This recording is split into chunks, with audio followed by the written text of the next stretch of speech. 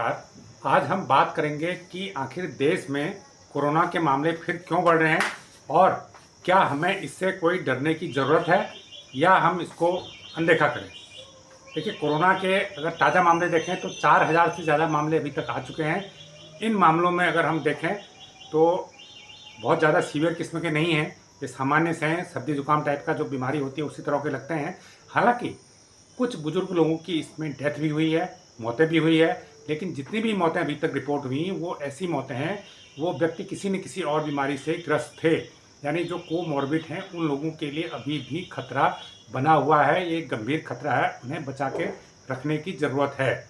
लेकिन जहाँ तक बीमारी का प्रभाव है तो जो Indian council of medical research है, मिनिस्ट्री ऑफ हेल्थ अफेयर है, इनका ये कहना है कि जो इनके वर्जन हैं कोरोना के, जो सब टाइप हैं, वो अभी ज़्यादा खतरनाक नहीं है। ये सिंपल बुखार करने वाले सब टाइप से हैं, तो इनसे अभी घबराने की ज़रूरत नहीं है, लेकिन सावधानी बरतने की लगातार ज़रूरत है। देखिए, बीमारी तो बीमारी है, चाहे वो सर्दी जुकाम जैसी बीमारी हो, अगर एक बार संक्रमण हो जाए तो 4-5 दिन, हफ्ता भर आपको दिक्कत ये करेगी। भले ही आप आसानी से स्वस्थ हो जाएं, भले ही आपको कोई फैटल प्रॉब्लम ना हो इससे, लेकिन आपका एक हफ्ता तो इससे ख़राब हो ही सकता है। इसलिए जो मेडिकल एक्सपर्ट हैं उनकी ये सलाह है कि घबराने की ज़रूरत नहीं, डरने की ज़रूरत नहीं, लेकिन कोरोना से बचाव के लिए सावधानी बेहद ज़रूरी है। तो सावधानी क्या है?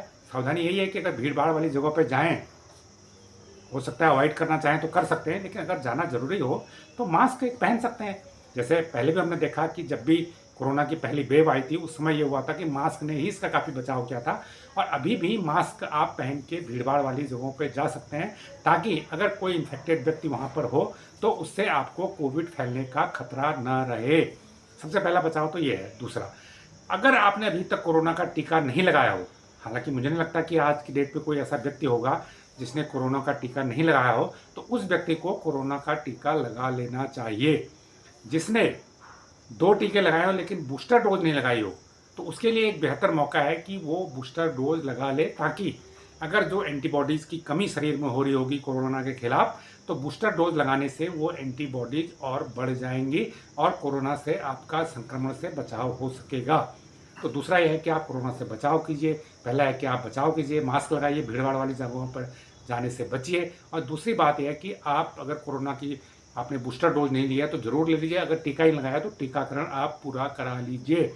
इसके अलावा छोटे बच्चे हो सकते हैं जो अभी तक टीकाकरण से वंचित रहे होंगे, उस समय उनके टीकाकरण की एज नहीं हुई होगी, तो उन बच्चों को भी टीका लगा लेना चाहिए।